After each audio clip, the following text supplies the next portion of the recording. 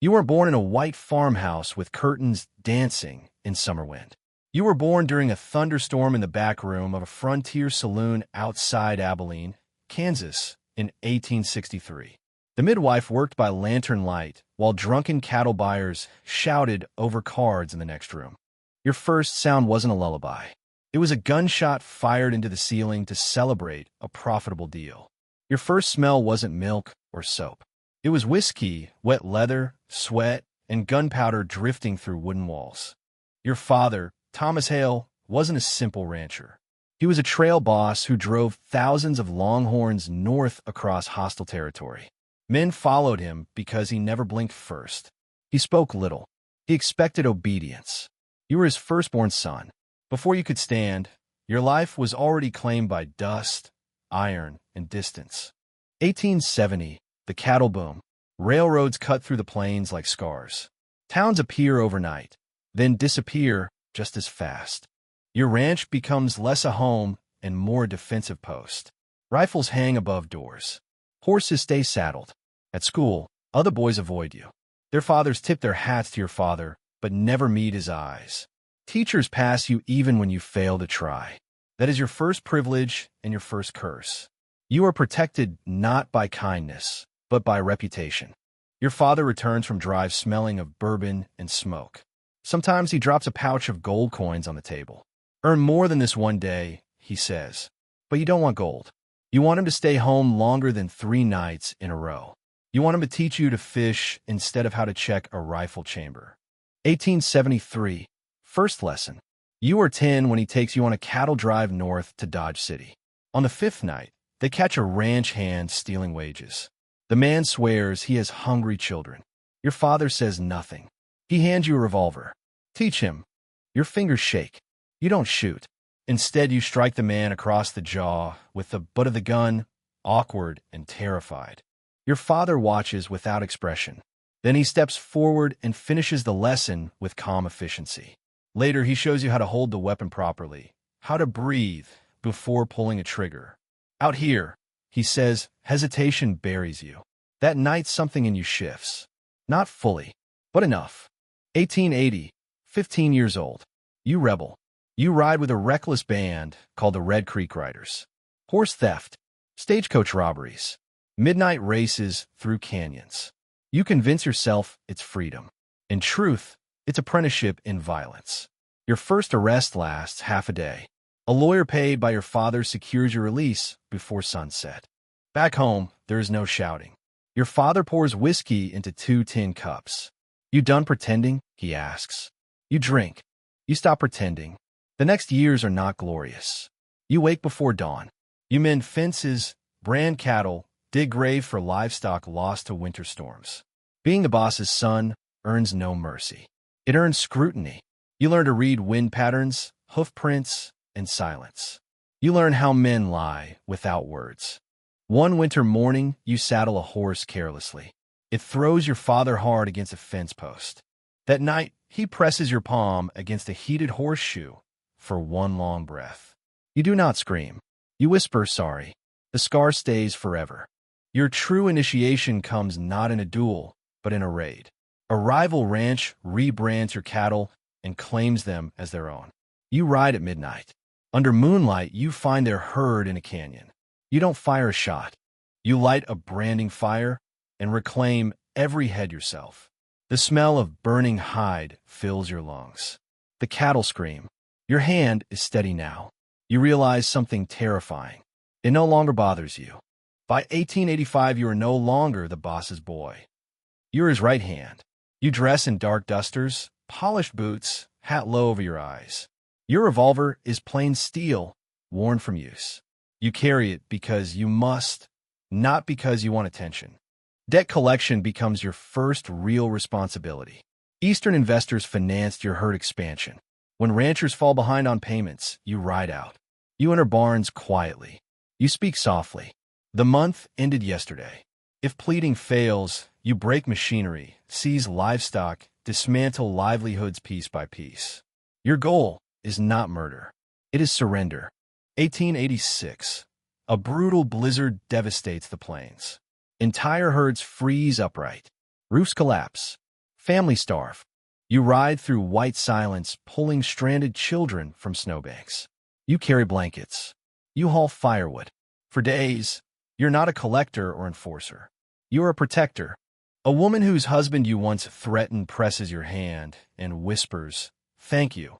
For the first time in your life, you feel honorable. When the storm clears, your father surveys the devastation. They'll rebuild, he says, and they'll borrow. You understand immediately. Compassion with strategy.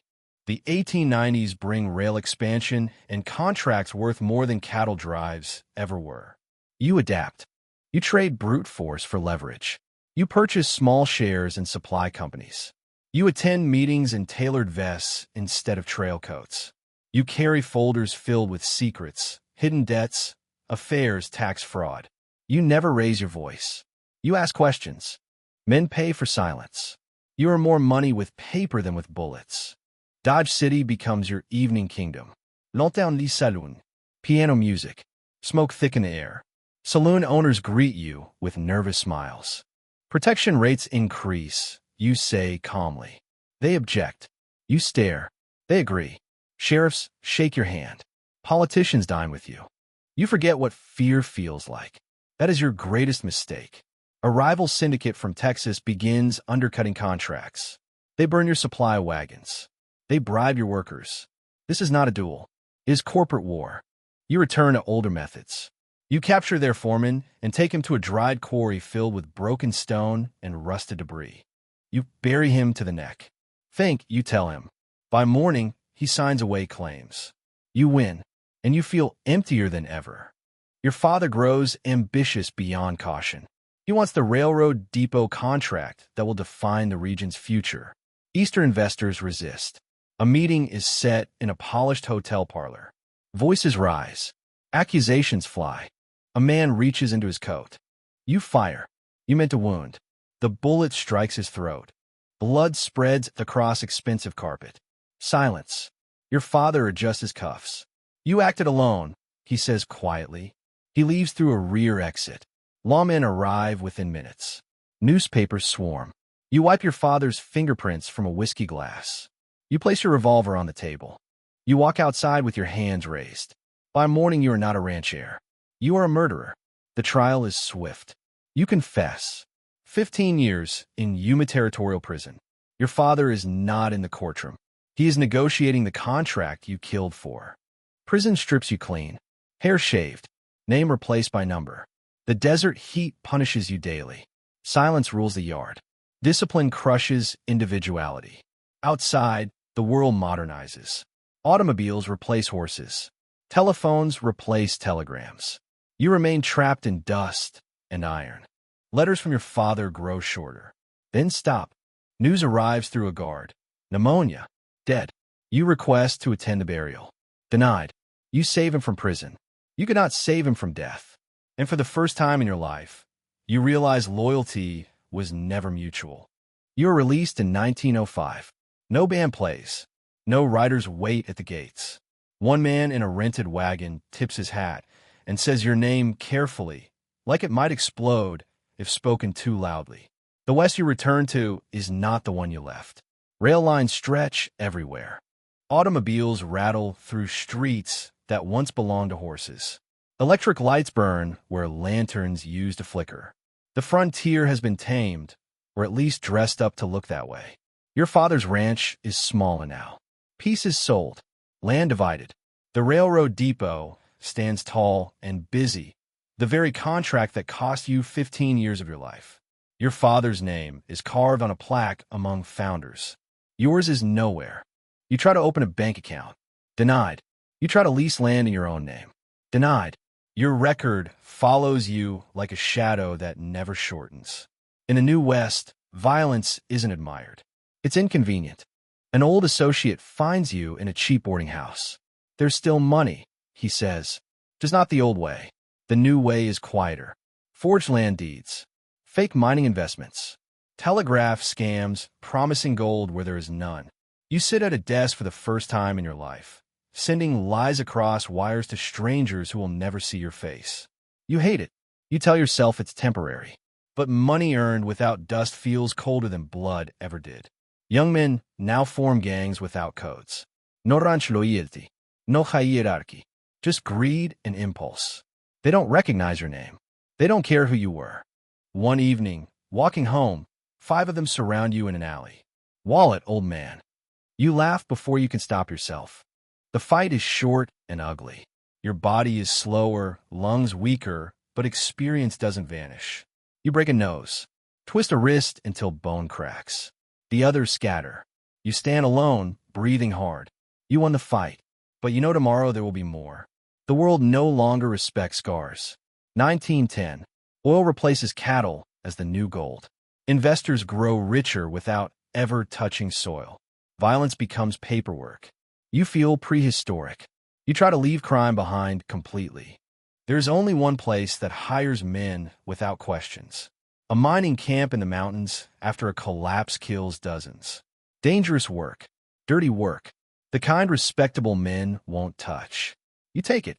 Each morning you crawl through unstable tunnels with a lantern and shovel. You pull bodies from rubble. You pull survivors too, sometimes. Dust fills your lungs. Sweat burns your eyes. Your back screams at night. But the work feels honest. For the first time in decades, you're not taking from someone. You're giving something back. Men call you stubborn. They call you old. But when beams shift and stone cracks, you're the one who stays calm. You've faced worse than collapsing rock. Years pass. The dust settles inside your chest like sediment. You begin coughing blood. The camp doctor shrugs. Could be the mine. Could be the years. Could be both. You nod. You've never been afraid of death. You've just been avoiding irrelevance. You return to town thinner, slower. The saloon where you were born still stands, though it smells cleaner now, less desperate. Neon signs replace oil lamps. The piano sounds tired. You're in a small room above it. At night you sit by the window and watch automobiles roll past where horses once thundered. No one looks up. No one knows your name. You take out an old photograph. You and your father beside a black stallion. Both standing straight. Both believing you own the horizon. You study his eyes in the photo. They were always calculating. You finally understand something that took a lifetime. He didn't love the land. He loved control. And you loved him enough to become him. You pour cheap whiskey into a chipped glass. To the west, you whisper, not the myth, the real one.